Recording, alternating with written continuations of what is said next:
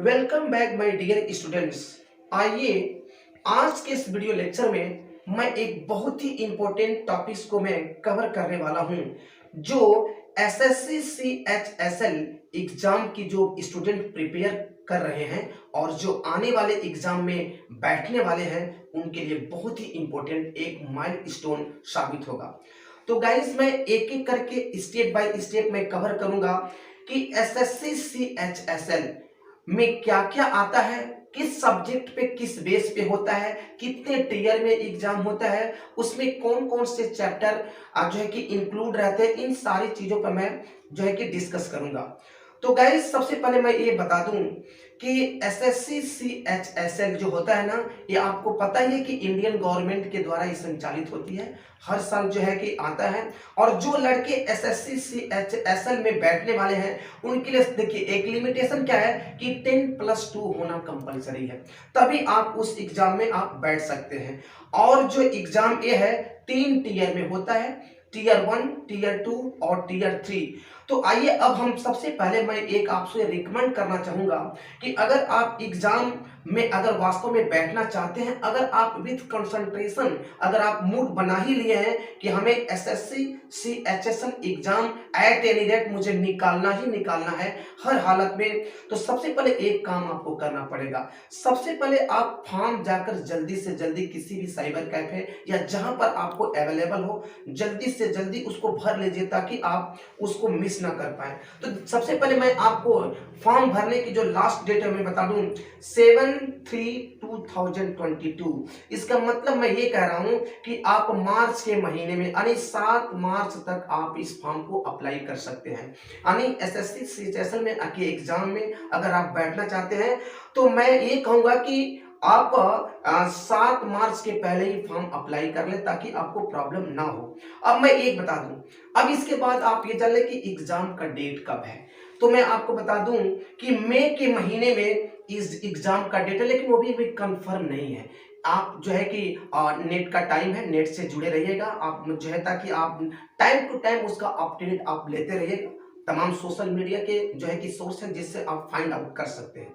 एक चीज मैं बता दूं, एग्जाम का डेट मतलब जो फॉलोइंग एसएससी सीएचएसएल का जो एग्जाम है वो मई के महीने में होना है। लेकिन आपको पता है कि कोरोना का टाइम चल रहा है, लॉकडाउन अगर बीच में आता है तो डेट बढ़ भी सकता है, लेकिन मई के महीने में यूं आप मान के चलिए कि होगा। तो ये सारी चीजें मैं आपको बताया कि एसएससी सीएचएसएल का जो है कि फॉर्म भरने का फिलअप करने का टाइम कब है, इसका जो है कि एग्जाम में बैठने का जो है कि डेट कब है, वगैरह वगैरह।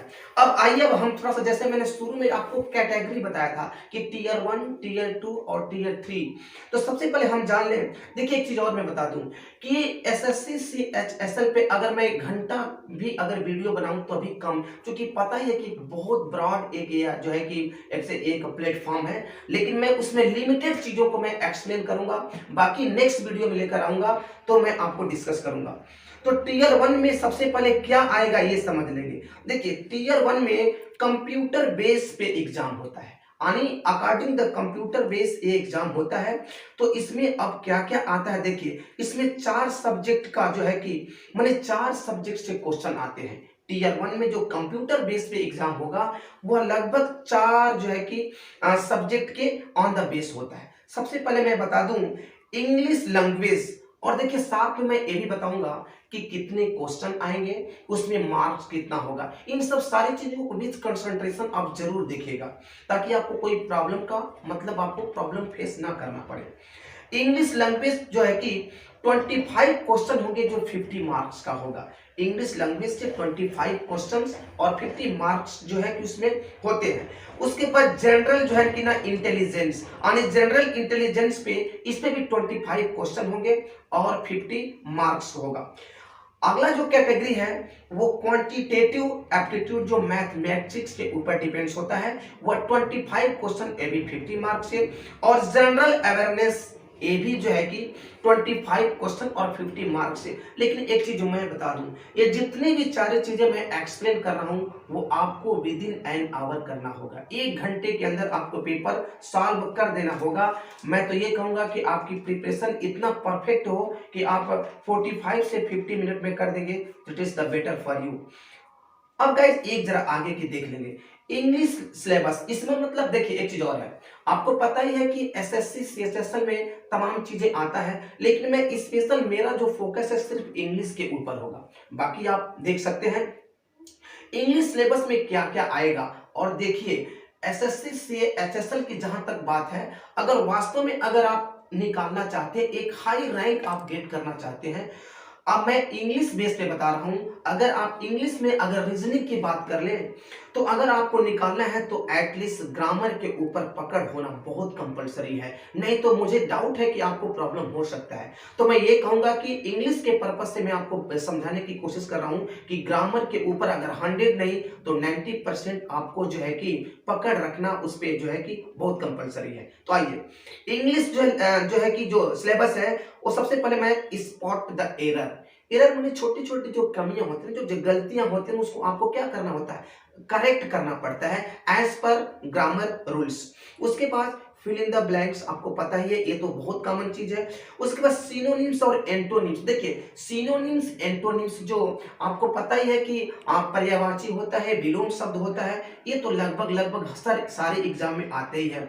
देखिए फ्रेजेस जरूर आता है, और फ्रेजेस देखिए फ्रेजेस बड़ा एक तरह से ट्रांजिलिंग उलझाने वाला क्वेश्चन है। मैं आपको शुरू में बोला था ना कि आपको ग्रामर के ऊपर पकड़ रखना बहुत कंपलसरी है, तभी आप एसएससी सीजन की जो रीजनिंग एग्जाम है आप निकाल पाएंगे। तो फ्रेजेस है, उसके बाद एक है, उसके बाद एक्टिव और पैसिव। एक्टिव पैसिव तो कंपलसरी है, आगे के वीडियो में मैं पूरी परफेक्ट एक्सप्लेन करूंगा कि एक्टिव पैसिव क्या होता है। उसके बाद voice of verb, conversion into direct और इनडायरेक्ट नरेशन। देखिए ये रहा इंग्लिश से रिलेटेड ये चीजें आती हैं। मैं एक बार for the knowledge, for the जो है कि मेमोरीज के लिए आपको एक बार मैं रिपीट कर दूं, spot the error, fill in the blanks, synonyms antonyms, phrases, verb मतलब phrasal verbs, active passive, voice of the verb, conversion into जो है कि डायरेक्ट और इनडायरेक्ट नरेशन। ये मतलब इंग्लिश सिलेबस के अंदर एसएससी सीएचएसएल में आता है। अब आएगा थोड़ा सा मैं टीयर 2 की मैं बात कर लूं, टीयर 2 की जरा समझ लेंगे।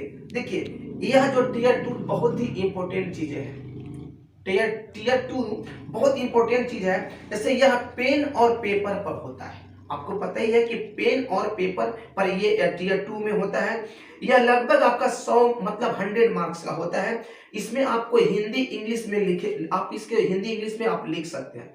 अब थोड़ा सा एक चीज और देखिए, इसमें देखिए कुछ ऐसी सावधानी है, कॉशन है जो मैं बता दूं, ये आपके लिए अवेयर के लिए, ताकि आपको ऐसा नहीं करना है, अदरवाइज आप रिजेक्ट हो सकते हैं, आपका जो है कि मार्क्स जो है कि चेक करने से रोका जा सकता है, तमाम आपको प्रॉब्लम फेस करना पड़ेगा। सबसे पहले इसमें पर्सनल आइडेंटिटी आपको नहीं देना है, बिल्कुल भी नहीं लिखना है, पर्सनल कोई भी आइडेंटिटी उसमें आपको नहीं करना है। अब पर्सनल आइडेंटिटी में क्या क्या आ सकता है, जिसमें फोन नंबर नहीं डालना होता है, आपको अपना एड्रेस नहीं देना होता है। अगर आप ऐसा किए तो आपका पेपर कैंसिल भी हो सकता है। तो पर्सनल आइडेंटिटी में एड्रेस नहीं डालेंगे, मोबाइल नंबर नहीं लिखेंगे, कोई एड्रेस वगैरह नहीं डालेंगे। ये आपका टीयर 2 में है। और टीयर 3 में देखिए यह आपका स्किल टेस्ट, टाइपिंग टेस्ट होता है। देखिए टीयर 3 में आपका जो स्किल टेस्ट होता है, स्किल का मतलब होता है हुनर, काबिलियत, आपका नॉलेज क्या है, इसका एक तरह से टेस्ट होता है वगैरह। गाइस मैं आशा करता हूं कि देखिए इस छोटे से वीडियो लेक्चर में आपको पता है कि नॉलेज एक बहुत डीप चीज है। अगर कोई भी किसी भी वीडियो में मैं कह दूं कि सारी चीजों को कोई कवर कर पाएगा तो मुझे लगता है कि इज इम्पॉसिबल। खैर एसएससी एचएसएल एक ब्रॉड प्लेटफॉर्म है, जो मैं सारी चीजों को एक वीडियो में कवर नहीं कर सकता।